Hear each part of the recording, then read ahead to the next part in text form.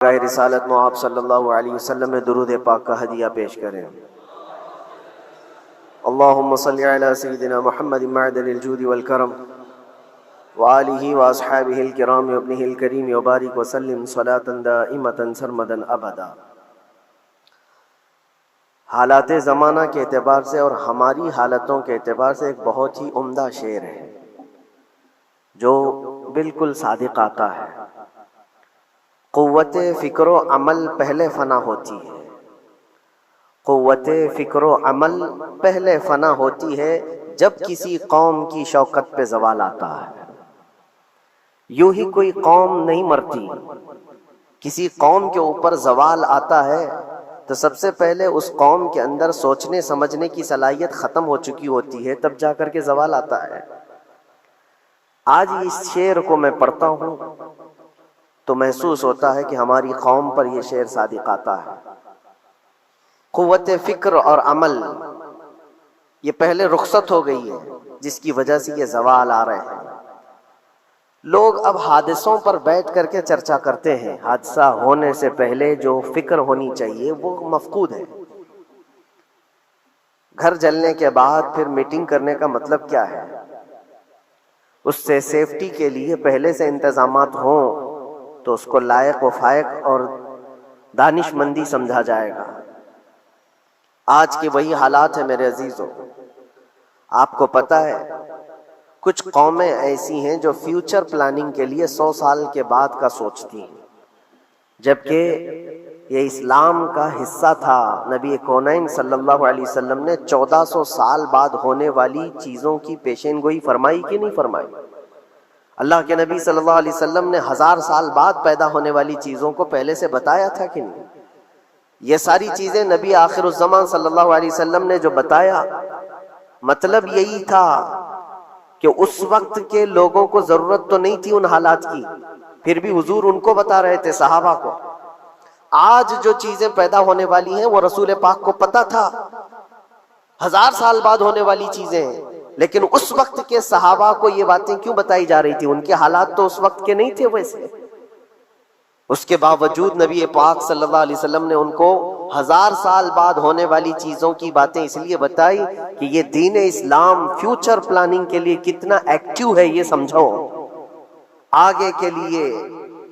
اس لیے بتایا گیا کہ صحابہ اپنی اولاد کو اور وہ اپنی اولاد کو، وہ اپنی اولاد کو یہ بات منتقل کرتے جائیں اور آنے والے حادثوں سے پہلے سے ذہن پریپیئر رہے، تیار رہے۔ دجال کے فتنے کا ذکر کتنی مرتبہ حدیث پاک میں آیا۔ امت کو نبی پاک صلی اللہ علیہ وسلم نے یوں ہی نہیں چھوڑ دیا۔ دجال کا فتنہ آئے گا، یاجوج ماجوج کا فتنہ آئے گا، یہ ساری چیزیں بتائی گئی کہ نہیں؟ ہر مسلمان تقریباً جانتا ہے آخر زمانے میں ایک بہت بڑا فتنہ دجال کی صورت میں ظاہر ہوگا۔ تو یہ باتیں اتنے 100 سالوں سے چل رہی ہیں کہ ذہن تیار ہے اس فتنے کو کہ اگر ایسا فتنہ آیا تو ایمان پر ڈٹے رہنا ہے، جمے رہنا ہے۔ یہ بات ہوتی ہے آگے آنے والے حادثات سے قوم کو باخبر رکھنا۔ آج جو حالات ہیں، جب کبھی کوئی چیز لٹ جائے تو سارے لوگ سڑکوں پر آ جائیں گے یا پھر کسی نشستگاہ پر بیٹھ کر کے رات بھر میٹنگ کر کے چلے جائیں گے۔ یہ حادثے ہونے کے بعد کے جو حالات ہیں یہ وہی چیزیں درشا رہی ہیں کہ قوت فکر و عمل فنا ہو گئی ہے۔ قیادت ہمارے ہاں مفقود ہے، کسی ایک قائد کے تحت کوئی ساری قوم آنا نہیں چاہتی۔ آپ کیا سمجھتے ہیں کہ جو ہمارے ساتھ حالات پیش آ رہے ہیں، کبھی مسجدوں کو لے کر، کبھی خانقاہوں کو لے کر، کبھی بزرگوں کے نام کو لے کر، اب ہمارے وقف کی جائیداد کو لے کر، یہ سارے جو معاملات ہیں یہ اچانک آنے والی چیزیں نہیں ہیں۔ بھانپ لیا گیا ہے تمہاری پوری طبیعت کو، تمہارے مزاج کو، کہ فکر و عمل کی قوت ان کی ختم ہو چکی ہے۔ ان کو 2 چند چیزوں میں ہی راضی کیا جا سکتا ہے۔ دنیا یہ سمجھ رہی ہے جس کی وجہ سے کھلواڑ پر کھلواڑ ہوتے چلے جا رہے ہیں، اور ان کو یہ بھی پتہ ہے کہ یہ کچھ نہ کر سکیں گے۔ میرے عزیزو، آپ نا امید اور مایوس نہ ہو کہ ہم سے کچھ نہیں ہوگا۔ اللہ کریم چاہے تو ایک بندے سے بھی پوری دھرتی پر زلزلہ لا سکتا ہے۔ اللہ کریم کی ذات پر یقین اور توکل رکھو. سرکار غریب نواز ہندوستان آئے تھے تو بہت بڑی فوج لے کر نہیں آئے تھے، اللہ کی ذات پر بھروسہ کر کے آئے تھے، اور 90 لاکھ لوگوں کے دلوں میں چراغ اسلام جلا دیا تھا. وہ یقین اور توکل کے ساتھ آئے تھے. آج لوگوں کے دلوں کے اندر جو مایوسی اور نا امیدی ڈالی جا رہی ہے کہ کچھ ہوگا نہیں، ابھی کچھ کرنے سے کچھ نہیں ہوگا، یہ نا امیدی اور مایوسی تمہاری طبیعت میں کیوں آئی؟ کیا تمہارا رب تبارک و تعالیٰ کی ذات پر یقین کمزور ہو گیا؟ اگر یہ اس طرح کی بیماری آئی ہے تو پھر بدر پڑھ لینا. جب رسول پاک صلی اللہ علیہ وسلم کے ساتھ وہ صحابہ جا رہے تھے، ان کو اچھی طرح پتا تھا کہ سامنے آنے والی فوج کتنی طاقت لے کر آ رہی ہے. 1000 لوگ آ رہے ہیں، ہاتھی گھوڑے ان کے پاس، ہتھیار اور اسباب ان کے پاس ہے، کھانے پینے کی مزے کی ساری چیزیں لے کر کے آ رہے تھے مکہ والے، اور ادھر صحابہ ننگے پیر ہیں. 313 کے پاس 4 گھوڑے ہیں، پیدل چلے آ رہے ہیں، چھاؤں لینے کے لیے کوئی جگہ تک نہیں ہے ان کے پاس. ایک کھجور کسی کے پاس ہو تو 10 لوگ اس پر اکتفا کر لیں. فاقے پر فاقہ کرنے والے وہ صحابہ، لیکن انہوں نے یہ نہیں کہا کہ اللہ کے نبی صلی اللہ تعالی علیہ وسلم سے کہ ہمارے پاس اسباب کی کمی ہے، ہتھیار کی کمی ہے، کچھ نہیں، ہمارے پاس سواری نہیں ہے. بغیر سواری کے 180 کلومیٹر مدینے سے چل کر کے وہ بدر پہنچے تھے، بدر تک پہنچے تھے. اور اس وقت اپنی ساری محنتیں، اپنی ساری قوتیں انہوں نے زمین پر لا کر رکھ دی. پھر بدر کے میدان میں جب پہنچے تب اللہ کریم کی بارگاہ میں دعا کیا تھا میرے مصطفیٰ نے، اے اللہ اگر اس نہتی قوم کو تو نے فتح نہیں دی تو پھر قیامت تک اس روئے زمین پر سجدہ کرنے والا کوئی نہیں ہوگا. یہ محبوبانہ انداز تھا میرے مصطفیٰ کا. وہ دعا مدینے میں بیٹھ کر کے بھی تو کر سکتے تھے. 180 کلومیٹر دور اتنی مصیبت میں دھوپ میں چل کر کے جانے کی کیا بات تھی؟ ننگے پیر صحابہ گئے ہیں، فاقے پر فاقہ کیے ہوئے. وہ مدینے میں بیٹھ کر دعا کرتے تو کیا رحمت للعالمین کی دعا قبول نہیں ہوتی؟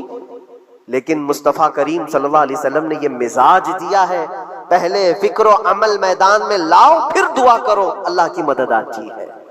یہاں ہم بیٹھ کر کے یہیں سے دعا کرتے ہیں، کچھ کرنا نہیں ہے، بدلنا نہیں ہے، اور فکر و عمل کو لانا نہیں ہے، تو پھر صرف یہاں بیٹھ کر کے دعا کرنا. یہ تو میرے عزیزوں عورتوں کو اس سے ذمہ داری دی گئی ہے کہ تم میدان عمل میں آ نہیں سکتی، تم اپنے گھروں سے دعا کرو اپنے بھائیوں کے لیے.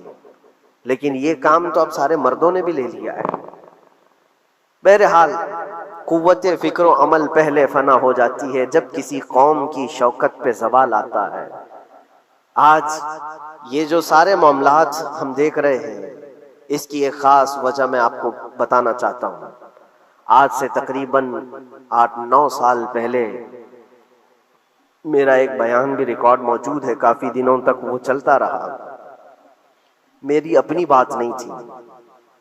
سراج الامہ امام غزالی رحمۃ اللہ تعالی علیہ انہوں نے لکھا تھا کہ امت پر اگر ایک ایسا وقت آ جائے جب ان کے سامنے ان کے نبی کو گالیاں دی جا رہی ہیں اور امت کچھ نہ کرے، تو پھر وہ انتظار کرے کہ عنقریب وہ وقت بھی ان کے اوپر آنے والا ہے جب ان کی ماؤں، بیٹیوں اور سب عزتوں کو بازار میں نیلام کیا جائے گا اور یہ کچھ نہیں کر سکے.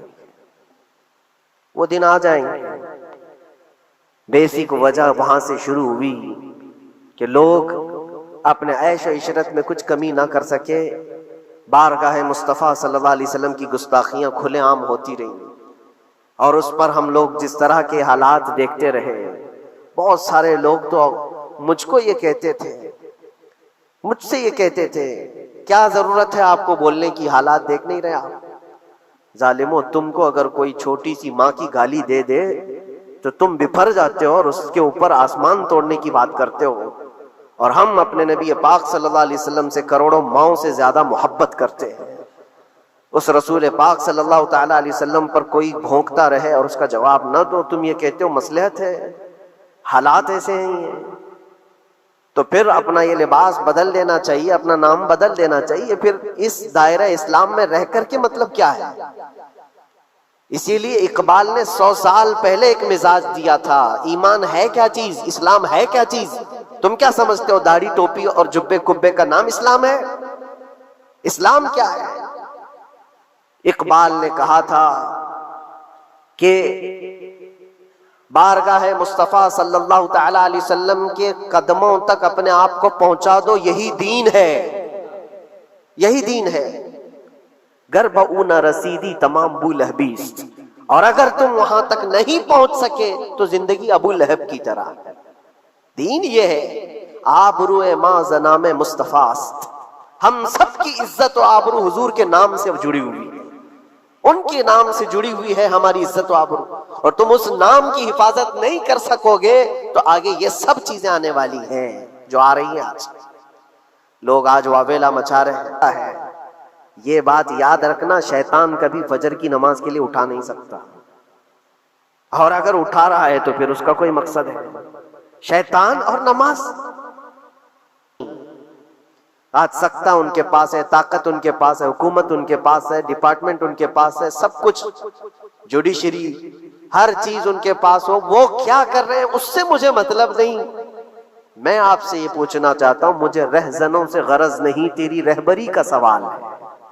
تم خیر امت ہو، رسول پاک کی امت میں ہو، تمہاری بھومکا جس کو کہا جاتا ہے، تمہاری یہاں پر زندگی کے معاملات یہ بہت زیادہ اہمیت کے حامل ہیں، تم کیسے بن سکتے ہو آج؟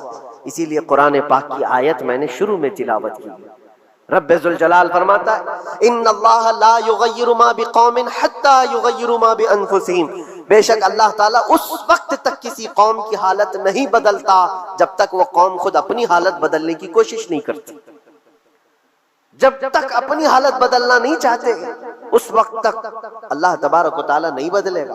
وَإِذَا أَرَادَ اللَّهُ بِقَوْمٍ سُوءًا فَلَا مَرَدَّ لَهُ، اور اللہ تعالیٰ کا یہ جلال بھرا ارشاد تو سنو، یہ 13ویں پارے کی سورہ رعد کی آیت ہے۔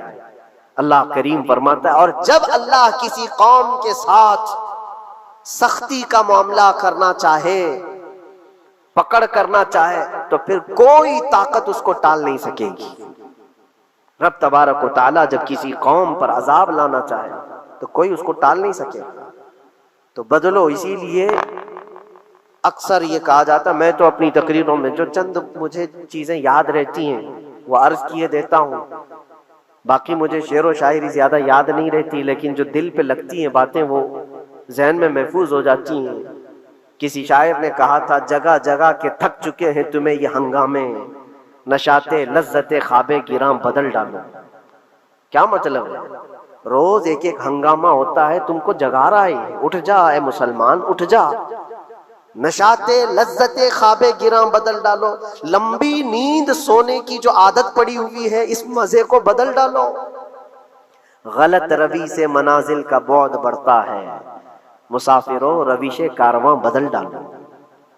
شاعر نے کہا ہے ادھر ادھر کی لے میں چلتے رہو گے تو منزل لمبی ہو جائے گی۔ جس راستے پر تمہیں چلنا ہے اگر بار بار ادھر ادھر مڑتے رہو گے، غلط روی اس کو کہتے ہیں، غلط چلنے سے منازل کا بعد بڑھتا ہے، منزل لمبی ہو جاتی ہے، جہاں پہنچنا تھا وہ پہنچ ہی نہیں پاؤ گے۔ اسی لیے شاعر کہتا ہے مسافروں روش کارواں بدل ڈالو، قافلے کے چلنے کا جو طریقہ ہے اس کو بدل لو تم۔ یہ پوری کی پوری بات ہم پر فٹ ہوتی ہے، چلنے کا انداز بدل ڈالو اے نوجوان۔ جہاں کسی کے گھر میں آگ لگی وہ دھواں اٹھ رہا ہو، اور اگر کوئی نوجوان اندر بیٹھ کر کے یہ کہتا ہو کہ یہ ساون کا موسم ہے یا پھر یہ ابر رحمت ہے، تو اس کی سوچ پر ہم کیا کہیں۔ جہاں آج پوری قوم قسم پرسی کے عالم میں ہو، امت محمدیہ کے یہ حالات آج دیکھ رہے ہیں، روزانہ دیکھ رہے ہیں۔ تم شیئر تو کرتے ہو، ہر جگہ شیئر کرتے ہو، اور سارے ریلز پر تم جو دیکھتے ہو ہنگامے روز، صرف ہندوستان کے نہیں پوری دنیا بھر کے فلسطین کے مظلوم بچوں کی لاشیں دیکھتے ہو اور شیئر کر کے آگے بڑھ جاتے ہو۔ ان کی چیخیں، ان کے راکھ کے ملبے، ان کا ڈھیر، ان کے تباہ و برباد گھر، ایک ایک قبر میں 80 لوگوں کی لاشیں، یہ سب کیا تم نہیں دیکھتے؟ شیئر کر کے آگے بڑھ جاتے ہو۔ یہی تو ہنگامے ہیں جو تمہیں دگا رہے ہیں، جگہ جگہ کے تھک چکے ہیں تمہیں یہ ہنگامے خود ہی تھک گئے، یہ اٹھتا نہیں ہے، اٹھتا نہیں ہے۔ ایک دور وہ تھا 100 سال پہلے کا جب یہاں پر موجود انگریز اس قوم کو دیکھ کر یہ کہنے پر مجبور ہو گیا تھا، یہ فاقہ کش موت سے ڈرتا نہیں ذرا، بھوکیوں پر بھوکا رہتا ہے لیکن موت سے ڈرتا نہیں. روح محمدی اس کے بدن سے نکال دو. روح محمدی ان کے بدن میں تھی. انگریز تھر تھراتے تھے. اس قوم کا کوئی جواب ہی نہیں ہے.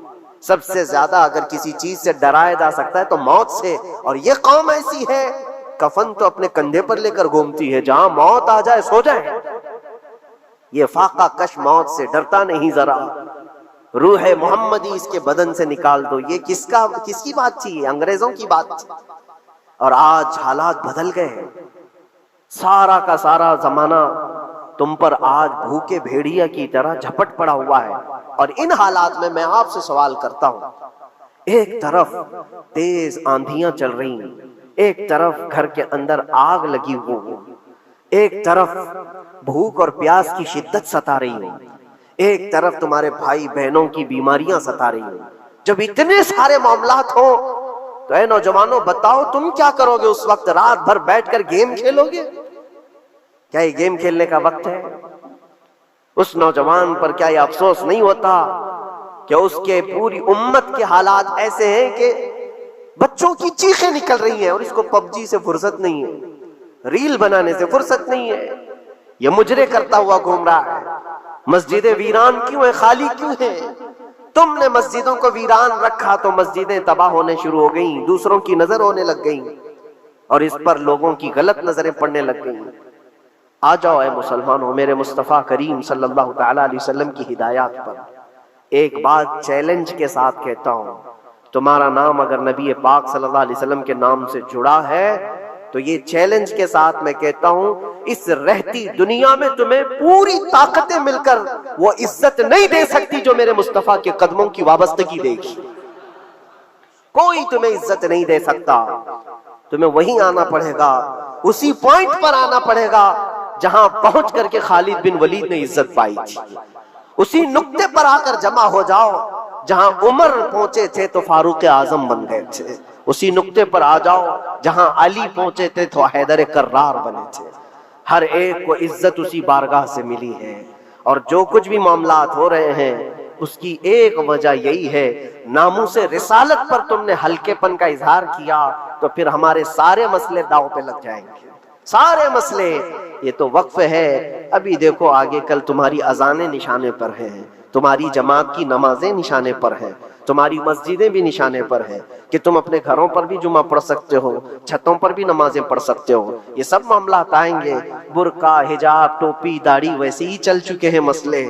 ہر چیز نشانے پر ہے. ارے تمہارے کھانے بھی نشانے پر ہے, تم کیا کھاؤ گے کیا بچاؤ گے یہ بھی نشانے پر ہے. یہ سارے مسائل صرف اسی بنیاد پر ہے. قوت فکر و عمل پہلے فنا ہوتی ہے جب کسی قوم کی شوکت پہ زوال آتا ہے.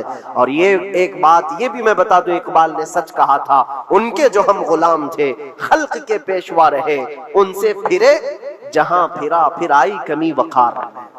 جو کچھ بھی ہوا ہے ہماری عزت و وقار میں کمی کا مسئلہ ان سے پھر جانے کی وجہ سے. نبی پاک سے تم دور ہوئے, یہ عزتوں اور وقاروں میں کمی ہے. عجیب سی بات نہیں ہے, یہ دوگلا پن نہیں ہے. میں ان نوجوانوں سے پوچھتا ہوں, نبی پاک صلی اللہ علیہ وسلم سے سچی محبت کا اظہار کرتے ہو, حضور سے اپنی جان سے زیادہ محبت کی بات کرتے ہو, لیکن جب ان کے اخلاق کی بات کی جائے تو تمہیں اخلاق ان کے پسند نہیں ہے. حضور پاک کا چہرہ نہیں پسند ہے, حضور پاک کے لباس تمہیں نہیں پسند ہے, تو پھر کون سی محبت کی بات کرتے ہو؟ اللہ کے رسول صلی اللہ تعالی علیہ وسلم سے تم بے انتہا محبت کی بات کرتے ہو. پھر وہ محبت کا تقاضا یہ ہے کہ تمہاری ظاہری زندگی میں بھی تو نظر آئے کچھ. محبت کا تقاضا یہ ہے. تم شرما جاتے ہو, دنیا کیا کہے گی مجھے, دنیا کیا کہے گی, دقیانوسی کہے گی, فنڈامنٹل کہے گی, پرانے زمانے کا کہے گی. میں چہرے پر داڑھی رکھ لوں تو لوگ مجھے پتہ نہیں کیا کیا کوسیں گے. تم نے دنیا کے لیے اپنے آپ کو بدل لیا, یہ نہیں سوچا کہ یہ وہی دنیا ہے جو 4 دن کے بعد میری دوستی کو لات مارے گی اور 4 دن کے بعد مجھے قبر میں رکھ کر کے منو مٹی پر دبا دے گی. اور مجھے جانا تو ہے, پھر قبر میں منہ دکھانا ہے تو اسی مصطفیٰ کو دکھانا. جہاں یہ نہیں پہنچ سکتے وہاں رسول پاک ہوں گے. محشر کے میدان میں جہاں کوئی سہارا نہیں ہوگا اس وقت رسول پاک تمہارا ہاتھ پکڑ رہے ہوں گے اور تم نے ان کا خیال نہیں کیا.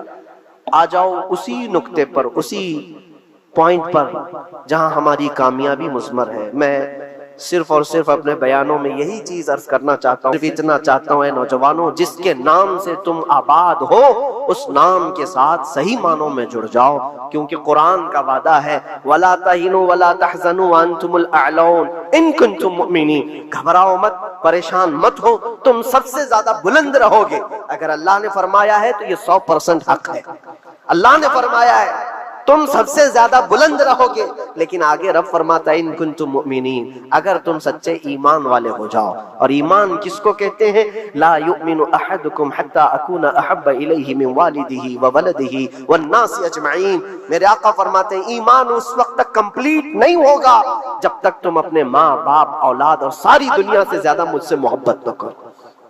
یہ ہے، اور اخیر میں یہی کہوں گا، ہر مسئلے کا حل، سارے تمام ایشوز کا خلاصہ، علاج ایک ہی چیز میں ہے کہ محمد سے وفات ہونا ہے۔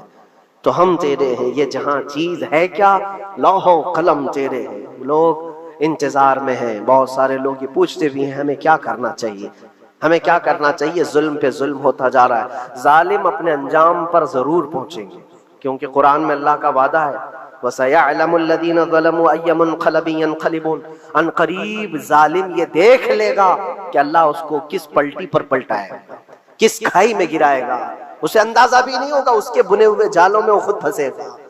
ظالموں کی ایک لمبی تاریخ ہے اور ان کو بھی پڑھنا چاہیے جو آج ظلم کر رہے ہیں، لیکن تمہارا کردار کیا ہو، اس سلسلے میں جو ہمارے بچے یا نوجوان سوال کرتے ہیں کیا کرنا چاہیے۔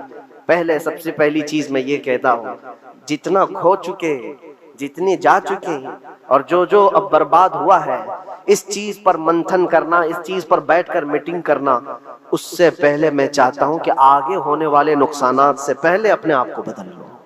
آگے جو بڑے حادثات آنے والے ہیں، آگے جو بڑی آندھیاں آنے والی ہیں، اس سے پہلے اپنے دروازے ٹھیک کر لو، اپنی زندگیاں سدھار لو۔ جو ہو گیا ابھی، یہ نقصان تو بہت بڑا نقصان ہے امت کا، جو کچھ بھی ہوا ہے، مسجدیں، معبدیں، خانقاہیں، مزارات، اولیاء کی ذات، بزرگوں کے نام، قرآن، اسلام، دین، یہ ساری چیزوں پر جو حملے ہوئے، لیکن آگے چل کر کے تمہارے وجود پر سوال ہوگا، تمہاری نسلوں پر سوال ہوگا، تمہارے علم دین پر سوال، تمہاری محراب پر، تمہارے ممبر پر۔ کل کو دیکھنا یہ آزادی بھی ختم کر لی جائے گی، ممبر سے کوئی کھلے عام بول بھی نہیں سکے گا۔ یہ آج جو ہم بیان کر رہے ہیں، آگے چل کر کے دیکھنا یہ آوازیں بھی بند کر دی جائیں گی کہ کھلے عام کوئی مولوی بول نہ سکے، جو ہم چاہیں وہی بولیں۔ میرے عزیزوں، اس وقت کے ان حادثوں سے بچنے کے لیے میں کہتا ہوں ابھی اپنے آپ کو بدل لو، مسافروں روش کارواں بدل ڈالو، اٹھو وگرنہ حشر نہ ہوگا پھر کبھی، دوڑو کہ زمانہ چال اپنی چل گیا۔ اللہ کریم ہم سب کی قوت فکر و عمل پھر سے عطا فرمائے۔ رب تبارک و تعالی ہمیں اتحاد و اتفاق نصیب فرمائے۔ رب تبارک و تعالی دامن مصطفیٰ میں سارے مسلمانوں کو جمع ہونے کی توفیق عطا فرمائے۔ گنبد خضرا کی چھاؤں میں مولا ہمیں عزت و وقار